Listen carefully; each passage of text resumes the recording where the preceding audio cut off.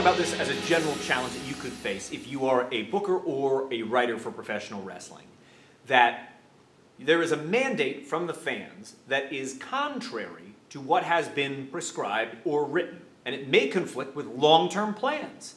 So you have a couple options in front of you when you are presented with this kind of challenge.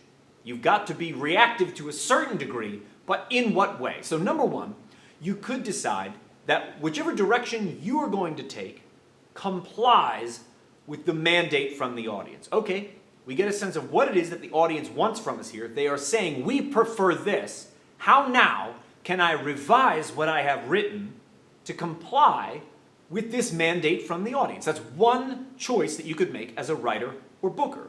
Or you could decide to go a contrary route. You could decide not to comply with the mandate for the fans, but to devise something new in the hopes that this will engage them. So you might have this storyline running. You are surprised that the fans are saying, yeah, we want more of this, when in reality your long-term plan necessitates, we need them paying attention over here. What new things could you introduce into the narrative to spark their interest or heighten fan engagement so that you direct the focus where you want it to go? And this is an ongoing challenge all bookers, all writers of professional wrestling are dealing with at all times, because there are long-term plans that you may not be able to change. You may know a year from now the goal is for this character to be here, but in the moment the fans might be saying, no, we want the character to go over there. So you have to constantly be navigating toward that point on the horizon. Like my analogy of the ship that pushes back from the dock but chooses no point on the horizon to navigate toward. If you know 12 months from now we need this character to be here, and you wanted to make a decision that complies with that mandate from the audience, it might sound like this. Okay, the audience wants us to take the character in this direction, but we know 12 months from now that character must be here.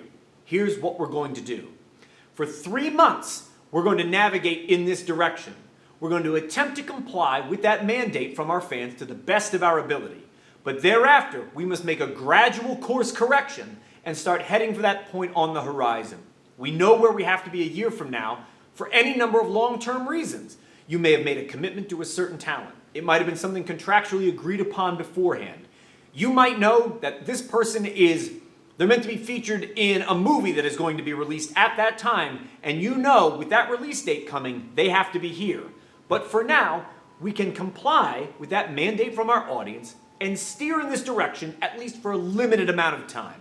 Then we're going to gradually change course and start navigating toward our long-term goal. That's one option. And then, of course, the other option is not to comply with that mandate from the audience. It is actually to contradict. In that case, you must come up with a story that is so compelling that the audience now wants this new trajectory. You must convince them that they would prefer this trajectory, and that comes down to your skill as a writer. How nimble are you at adjusting the narrative, maybe playing a bit with the narrative skeleton underneath, introducing a plot twist or a redirect, so that now the audience is interested to follow this course of action. And you have to keep in mind at all times, one of the great challenges of writing for wrestling or functioning as a booker is, you can put together terrific ideas, but those ideas will not always be executed the way that you envision them. You must entrust those ideas to the talent and hope that the talent will execute your ideas to the best of their ability in the ring. And that won't always happen.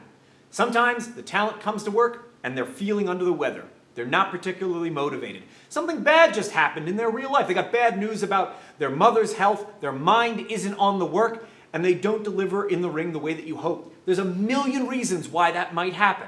Some are valid, some are less than valid, but they are all reasons why you might deliver something fully formed that you know in its idealized state will absolutely accomplish this goal.